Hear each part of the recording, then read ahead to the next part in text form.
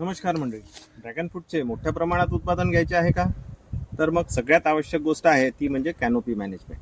Canopy management कशी करावी चला तर मग बघूया. हे आहे ड्रॅगन फ्रूटचं झाड.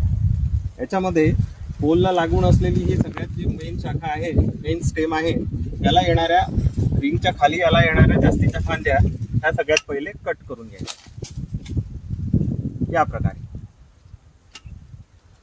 त्यानंतर रिंगच्या